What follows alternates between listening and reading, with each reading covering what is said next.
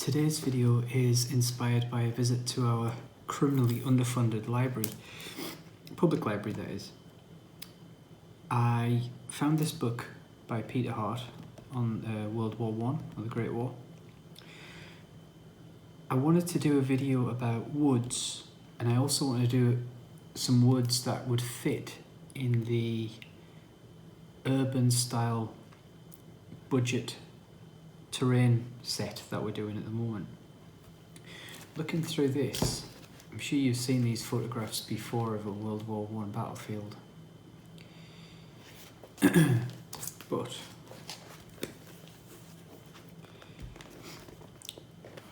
the woods here have been devastated by artillery fire, and all that's left are these kind of lonely looking trunks. And that's the kind of thing I thought would look good on this battlefield. So that's what we're going to try.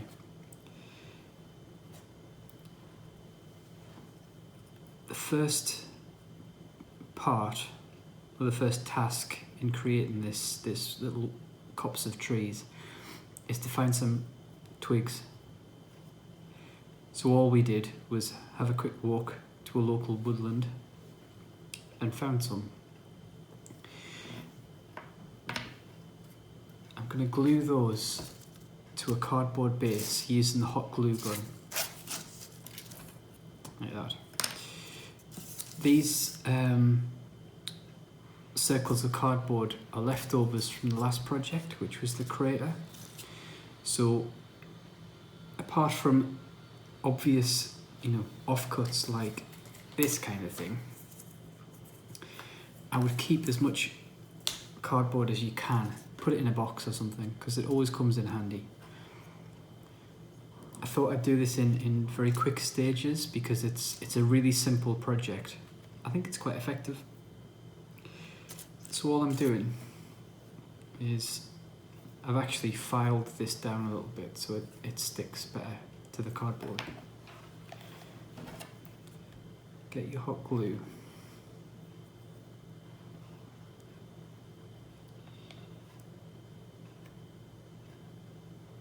This is quite time consuming. It's the reason why I'm not doing the whole thing on the screen, because you have to let that dry,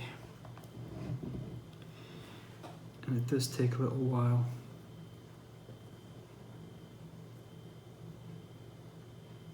I'm just going to hold that in place.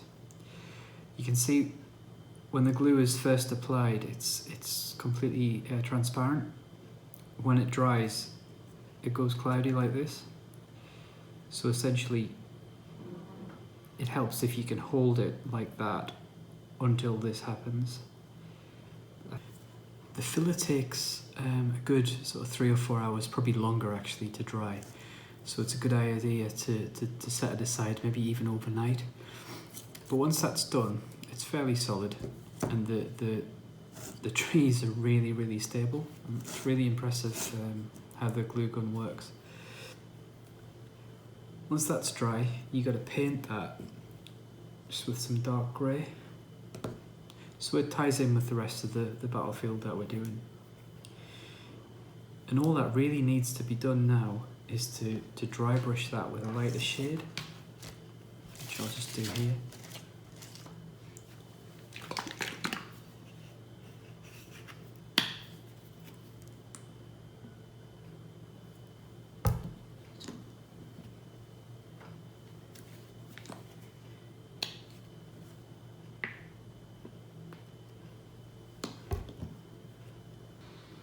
Going to mix these two colours together, see where we are.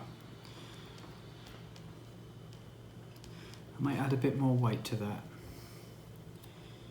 This kind of model, this kind of project, subtlety isn't often a good idea, so it's good to have some extreme highlights.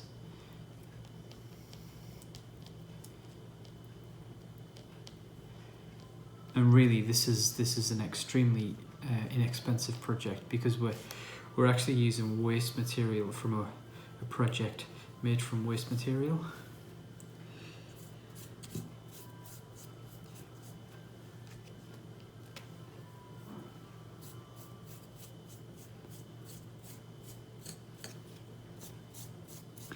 Just brush that over. It covers up any areas that were a bit thin from the previous coat.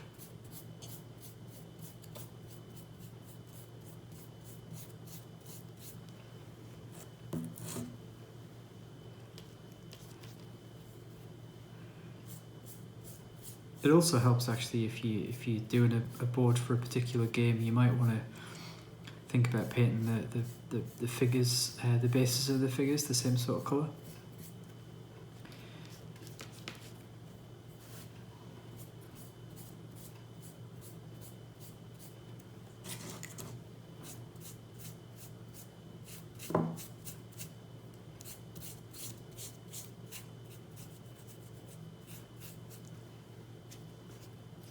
Just another note about libraries, they're a really good resource.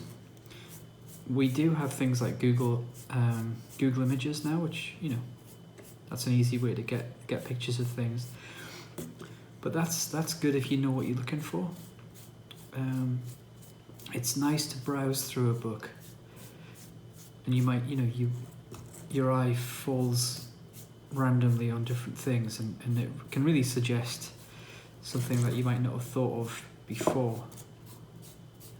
So I would thoroughly recommend getting yourself, if you're lucky enough to have a local public library, get yourself a library card and use it. I'm just going to add some more white.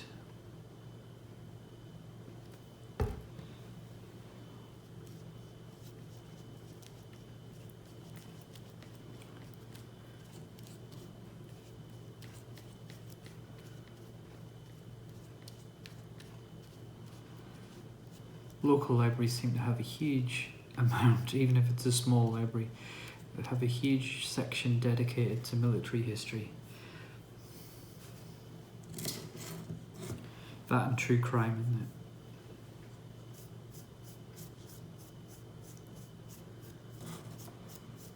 isn't it? That's better.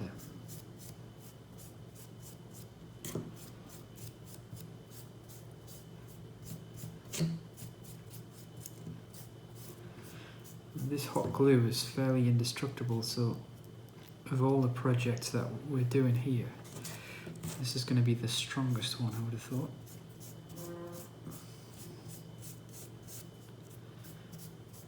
Apologies if you can hear some background noise. Someone has a very big drill, and it's Saturday, so they're not afraid to use it.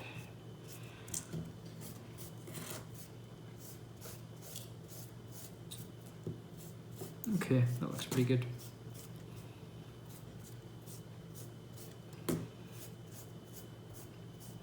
I reckon if you did 3 of those, spaced out over a table, that would look pretty good. Anyway, that's an incredibly cheap and easy method of creating woods for your skirmish games. Just thinking as well, if you were able to get some branches, sorry, some twigs that were more tree-like, so had maybe more branches going off in different directions, if you put some clump foliage that you just can buy from a model railway shop, if you stuck that on, that would be a really effective kind of normal tree actually as well. Thank you very much for watching. As ever, if you can comment, subscribe and like, that would be really useful, and I'll hopefully see you again next time.